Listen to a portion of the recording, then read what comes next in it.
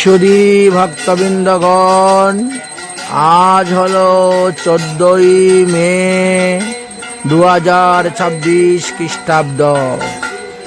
আজ সকালে 7:45 মধ্যে শ্রী অপরা একাদশী ব্রতের পালন করতে হয়। এই জন্য আমরা ভোরে 3:30টার সময় ঘুমের থেকে উঠেছি। সকালবেলা ঠাকুর জাগিয়ে ঠাকুরের স্নান শৃঙ্গার বাল্যভোগ সব 7টার মধ্যেই হয়ে গেছে, করে আমরা পালন করেছি। এবং তারপরে মধ্যাহ্ন ভোগের জন্য রান্না শুরু করা হয়েছে। মধ্যাহ্নকালে আবার বৈষ্ণব সেবা হবে, এই জন্য অনেক পরিপাটি আদি রান্না করা হচ্ছে। সেই রান্নার ভোগ দিয়ে আমাদেরকে কিন্তু 8:20 মধ্যে বেরিয়ে যেতে হবে। এই জন্য ভোর 4:30টার সময় রান্না চাপিয়ে দিয়েছি এবং সকাল 7:30টার মধ্যে আমাদের রান্না সম্পূর্ণ হয়ে গেছে। বিভিন্ন রকমের ব্যঞ্জনাদি পদ তৈরি করা হয়েছে, করে ভগবানকে আমরা ভোগ দিয়েছি। সকালে 7:30টার মধ্যে ভোগ আরতি করে দিয়েছি। তারপরে প্রসাদ পেয়ে 8:20 আমাদেরকে বাস ধরতে হয়েছে। অর্থাৎ আগরতলার অন্তর্ভুক্ত অমরপুরের রাঙামাটি ইন্দ্রজিৎ চক্রবর্তীর বাসভবনে আমরা ছিলাম। বিগত 2 দিন সেখানে অবস্থান করেছি, অনেক ভিডিও সেখান থেকেও ছেড়েছি। তো আজ সকালে এই ভোগ প্রসাদ দিয়ে প্রসাদ পেয়ে আমরা বাস ধরলাম 8:20। অমরপুর থেকে বাস ধরে 8:20 এসে উপস্থিত হয়েছি আমরা তেল্লামুড়া। আসার পরে সেখান থেকে আমাদের ট্রেন হয়েছে 12:02।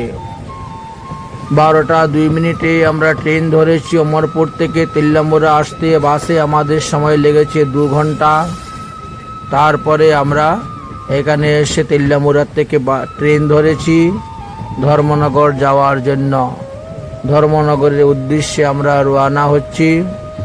ট্রেন চলছে, আমরা ধীরে ধীরে একের পর এক স্টেশন অতিক্রম করতেছি। আমাদের আজকের গন্তব্য স্থান হলো ধর্মনগর শনিচড়া। আমাদের বাবাজি মহারাজ তো যেখানে বসেন সেখানে শুয়ে পড়েন।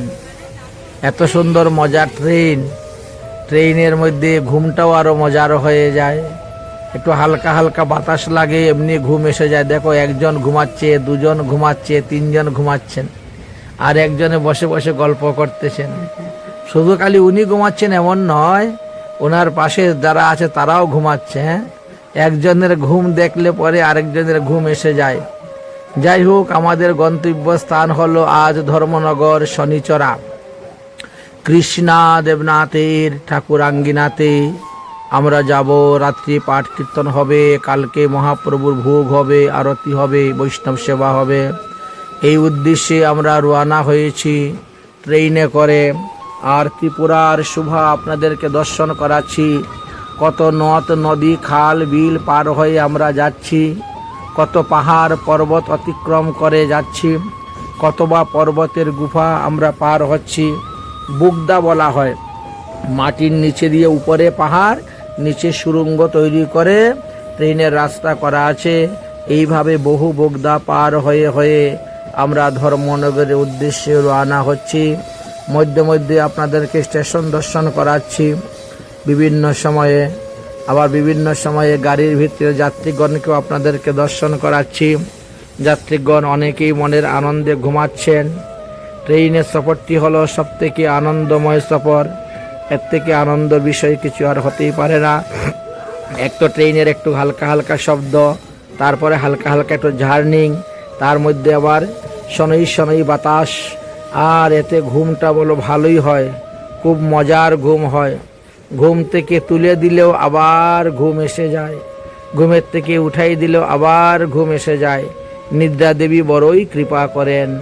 যাই হোক, আমরা ধীরে ধীরে তেল্লামুড়ার থেকে আস্তে আস্তে মনু এসে উপস্থিত হয়ে গেছি। এটি হলো মনু রেল স্টেশন।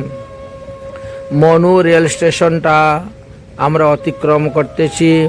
আপনারা দেখতে পাচ্ছেন মনু রেল স্টেশন আমরা অতিক্রম করে যাচ্ছি। আমাদের ট্রেন ধর্মনগরের দিকে রওনা হচ্ছে। এই ট্রেনটা শিলচর পর্যন্ত যাবে। আমরা ধর্মনগরে নেমে যাব, তাই আমরা মনু স্টেশনে এসে উপস্থিত হয়েছি। এটি ত্রিপুরার একটি rail station, Manu rail station. অনেক যাত্রীগণ আছেন। তখন অবশ্য কোনো ঝড় বৃষ্টি ছিল না। 2টার পর থেকেই ঝড় বৃষ্টি শুরু হয়েছে, আর একেবারে সারাদিন। তারপরে 2টার পর থেকেই আর বৃষ্টি বন্ধ হচ্ছে না। বৃষ্টি ভালোই হচ্ছে, ঝড় বৃষ্টি হচ্ছে। যাই হোক, আমরা মনু স্টেশন অতিক্রম করে গেছি। এবার আমরা সামনের দিকে অগ্রসর হব। স্টেশন পার হতে না হতেই দেখেন সাধু মহারাজ আবার ঘুমিয়ে পড়েছেন। ওনার পাশে এখন আরেকজন বসেছেন। আমরা স্থান পরিবর্তন করে করে বসাচ্ছি। তারপরে আমরা দেখুন এখন চলে এসেছি পেচারতল। এইবার মনু স্টেশন পার হওয়ার পর পেচারতল এসে উপস্থিত হয়ে গেছি, এবং পেচারতল থেকে আমাদের ট্রেন আবার ধীরে ধীরে সামনের দিকে অগ্রসর হচ্ছে। এবার আমরা কুমারঘাটের দিকে আস্তে আস্তে রওনা হচ্ছি। আর এই প্রাকৃতিক দৃশ্যগুলো আমরা দর্শন করে করে যাচ্ছি। আমাদের গন্তব্যস্থান হলো উত্তর ত্রিপুরা ধর্মনগর, তাই আমরা যাচ্ছি। এইবার দেখতে পাচ্ছেন আরো 3 জন ঘুমাচ্ছেন। পাশে দেখেন কি সুন্দর সবজি আছে, সবজি দর্শন করতে পাচ্ছেন। সবজির যিনি মালিক তিনিও ঘুমিয়ে পড়েছেন, আর আমাদের মহারাজজি তো ঘুমাচ্ছেনই। ওনাকে তো নিদ্রা দেবী বড় কৃপা করেছেন। যাই হোক, আমরা এইভাবে প্রাকৃত দৃশ্যগুলা দর্শন করে করে করে করে আমরা অগ্রসর হচ্ছি ধর্মনগরের দিকে। দেখেন কত বড় বড় পাহাড়, নদী, পর্বত সব আপনাদেরকে দর্শন করাচ্ছি। দেখতে পাচ্ছেন এটি হলো ত্রিপুরা রাজ্যের বিভিন্ন স্থান আপনাদেরকে দর্শন করাচ্ছি। ত্রিপুরায় অধিকাংশই পাহাড়, এমন ভিডিও পেতে চ্যানেলটি সাবস্ক্রাইব নদী করুন। আছে, ধন্যবাদ। সমতল ভূমি খুবই কম। ত্রিপুরার 3 দিকে বাংলাদেশ, একমাত্র পূর্ব দিকে ত্রিপুরার পূর্ব দিকে আসাম প্রদেশটা আছে, আর বাকি 3 দিক ঘেরেই বাংলাদেশ অবস্থান করতেছে। যেদিকে যাবেন সেদিকে বাংলাদেশ। পশ্চিম দিকে গেলেও বাংলাদেশ, দক্ষিণ দিকে গেলেও বাংলাদেশ, উত্তর দিকে গেলেও বাংলাদেশ। শুধু খালি ত্রিপুরার পূর্ব দিকে আসাম প্রদেশ অবস্থান করতেছেন, আসামের। যাই হোক, আমরা এবার ক্রমে ক্রমে অগ্রসর হচ্ছি।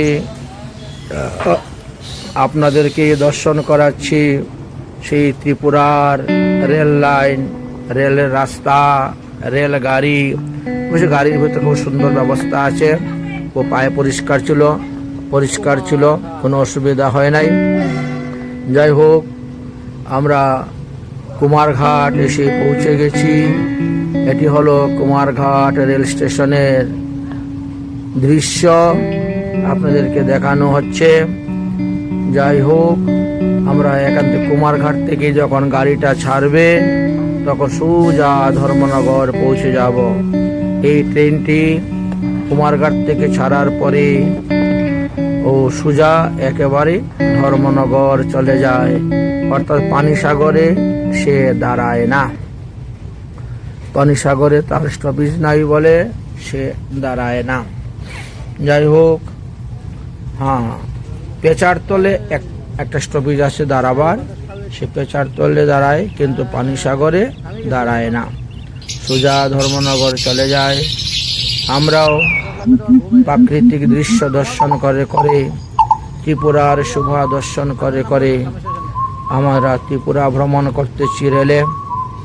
আজ কয়েকদিন হয়ে গেল, আরও 15 দিন থাকব ত্রিপুরা রাজ্যেই, ধর্মনগরে অবস্থান করব আমরা। এই যে দেখতে পাচ্ছেন আমরা কুমারঘাট কুমারঘাট পার হয়ে যাচ্ছি।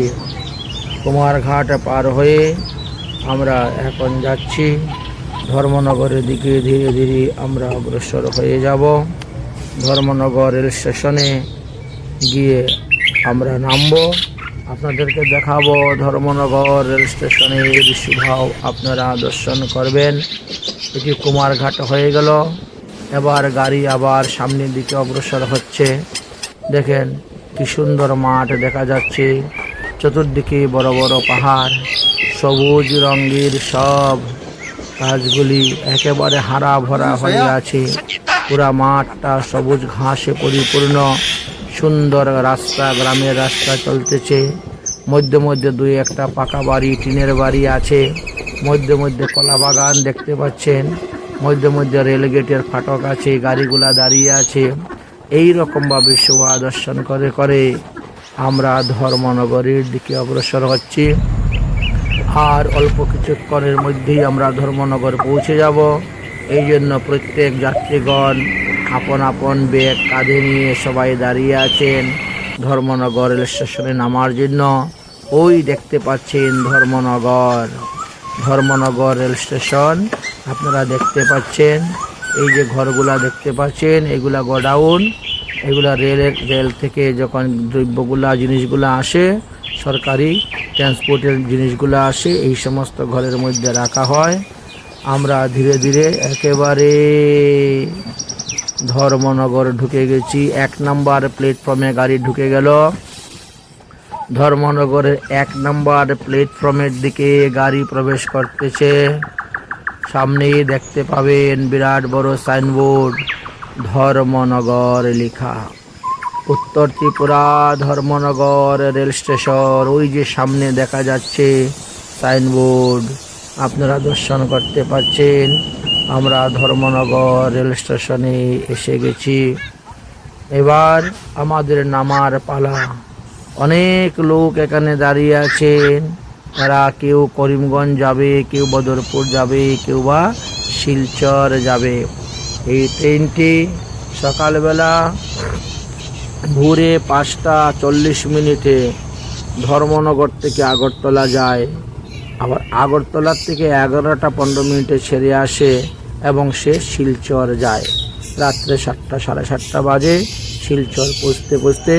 এইভাবে প্রতিদিন এই ট্রেন চলাচল করে। এতে জনগণের অনেক সুবিধা হয়েছে। আসাম ত্রিপুরা এই ট্রেনের যাতায়াতের মাধ্যম দিয়ে। এর আগে খুবই কষ্ট হতো লোকজনের গাড়ি ঘোড়া করে চলাফেরা করতে। ট্রেন লাইন হওয়াতে লোকের খুব সুবিধা হয়েছে, ভালো হয়েছে। এই দেখেন সমস্ত যাত্রীগণ দাঁড়িয়ে আছেন। ট্রেন লাইনও কাজ চলতেছে। ধর্মনগর আরও উন্নত, আরও ডেভেলপ করার জন্য অনেক কাজ করতেছে। স্টেশনটা খুব সুন্দর, পরিষ্কার, একেবারে ঝকঝকে।